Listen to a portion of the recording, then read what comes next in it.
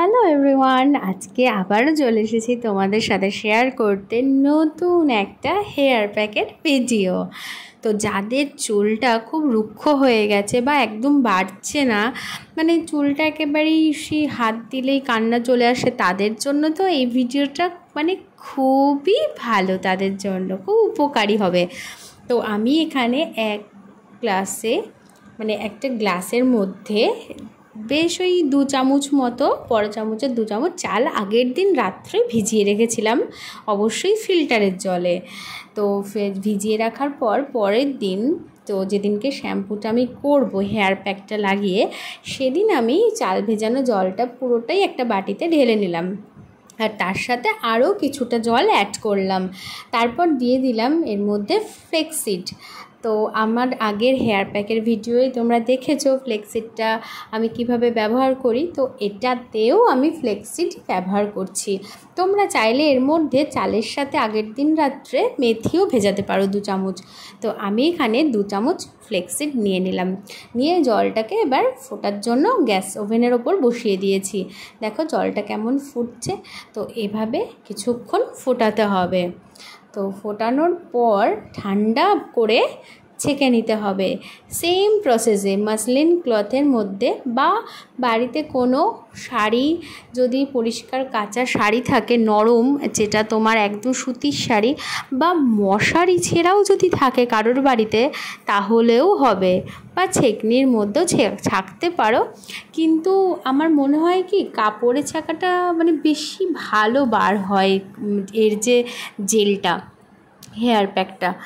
তো এই যে ফুটে গেছে রেডি। আমি এটা একটু মাঝখানে নেড়ে দিলাম, কারণ আমার মনে হলো যে একটু নেড়ে দিলে ভালো হয়, যদি স্টিলের বাটি যেহেতু নিচে না লেগে যায়। তো এই যে নেড়ে নেওয়ার পর এটা ঠান্ডা করার জন্য রেখে দিয়েছি। রাখার পর এবার ঠান্ডা হয়ে গেছে। এবার এটাকে আমি ওই সেম মাসলিন ক্লথে এবার ঢেলে নিচ্ছি, এটা থেকে জেলটা বের করার জন্য।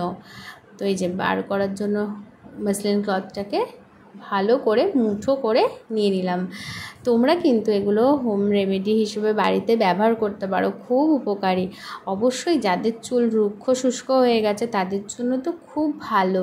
আমি তো আগের দিন হেয়ার প্যাকের ভিডিওটায় বলেছি যে আমার চুলে আমি একাই হেয়ার কালার করেছিলাম বাড়িতে, যার জন্য কালারের পর চুলটা একটু ড্রাই হয়ে গেছে, আর মানে কেমন একটা রুক্ষ চলে এসছে, সফট সিল্কি ভাবটা নেই।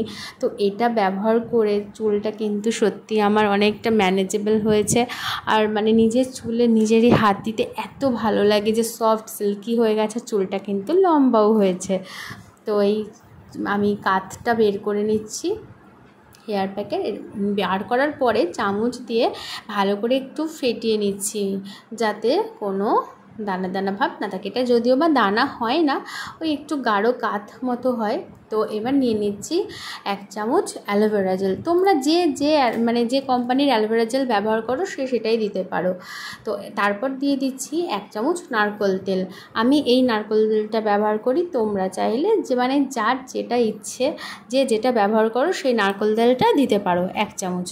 তারপর এখানে দেব 2টো ভিটামিন ই ক্যাপসুল। টিফিন দিয়ে ভিটামিন ই ক্যাপসুল 2টোর মুখ ফাটিয়ে তারপর ওর মধ্যে দিয়ে দিলাম। আমার চুলটা যেহেতু লেন্থটা একটু বড়, তাই আমি এখানে 2টো ইভিয়নের ভিটামিন ই ক্যাপসুল ব্যবহার করেছি। তোমাদের যাদের লেন্থ ছোটো তারা একটাও দিতে পারো। আর এই যে হেয়ার প্যাকটা, এটা যে শুধু হেয়ারেই তোমরা অ্যাপ্লাই করতে পারবে এমন কিন্তু নয়, তোমরা চাইলে এটাকে ফেসেও লাগাতে পারো, কারণ এতে যে ইনগ্রিডিয়েন্টসগুলো আমি অ্যাড করেছি এটা কিন্তু সব স্কিনের জন্যও খুব উপকার। তো ভালো করে তারপর স্পুন দিয়ে আমি এটাকে ফেটিয়ে নিচ্ছি, যাতে ভালো করে সব ইনগ্রিডিয়েন্টসগুলো মিক্স হয়ে যায় হেয়ার প্যাকটার মধ্যে। এই যে দেখো একটা স্মুথ জেলি একটা তৈরি হয়ে গেছে। তো আর চালটা জানোই আমাদের স্কিন অ্যান্ড হেয়ারের জন্য কত ভালো, যারা কোরিয়ান স্কিন কেয়ার করো তারা তো জানোই। তো স্কিন কেয়ারে নিয়েও একটা আসবো ভিডিও তোমাদের সাথে শেয়ার করতে কিছুদিনের মধ্যেই, যে চালের গুঁড়ো দিয়ে কিভাবে করা যায়। তো এখানে রেডি। এবার দেখো আমি এটাকে অ্যাপ্লাই করব। তো আমি চুলটা আগেই আঁচড়ে নিয়েছি। আর তোমাদের তো আমি সবসময় বলি কাঠের চিরুনি তোমরা ব্যবহার করো, তাহলে হেয়ারের জন্য খুব ভালো হয়। এদিকে রিমও চলে এসেছে টিউশন থেকে। তো এই চুলটা ডিভাইড করে নিলাম, করে নিয়ে এবার আমি অ্যাপ্লাই করব। তো আগেই চুলটা আঁচড়ে নিয়েছি আমি, নিয়ে যাই। আজকে যেহেতু একটু মানে লিকুইড জেলিটা একটু বেশি লিকুইড হয়ে গেছে, তাই বাটিটাকে ধরেই মানে দেখছো চপটপ করে কেমন পড়ছে, বাটিটা ধরে অ্যাপ্লাই করতে হচ্ছে। এটা আরেকটু গাঢ় হতো, তো আমি মানে বুঝতে পারিনি যে আরেকটু গাঢ় হওয়ার জন্য ওকে গ্যাস ওভেনে আরেকটু জাল দিতে হতো। কারণ কি, যদি বেশি গাঢ় হয়ে যায় না, ঠান্ডা হওয়ার পর কী হয়, ওই চাল আর ফ্লেক্সিড মানে জলটা শুষে নেয়, তো খুব গাঢ় হয়ে যায়, তখন মানে বেরোতেই চায় না জেলিটা। তো ওই জন্য আমি একটু মানে জল জল রেখেছি ব্যাপারটা, মানে লিকুইড রেখেছি। তো এখানে আমি অ্যাপ্লাই করে নিচ্ছি ভালো করে হেয়ারের স্ক্যাল্পে, মানে চুলের গোড়ায়, আর সমস্ত পুরো চুলটাতে আমি এটা অ্যাপ্লাই করে নিচ্ছি।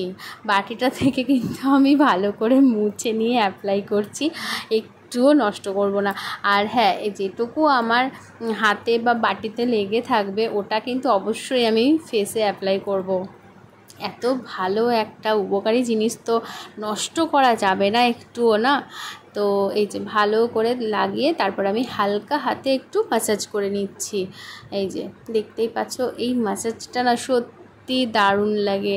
হেয়ার আর যারা আর কি হেয়ার ম্যাসাজ করাও পার্লারে গিয়ে, তো জানোই যে কি দারুণ লাগে এদের অয়েল ম্যাসাজটা, বা স্পা করার টাইমে যে ম্যাসাজটা করে কি ভালো লাগে, কি রিল্যাক্স লাগে, ঘুমটা সেই দিন যে কি ভালো হয়।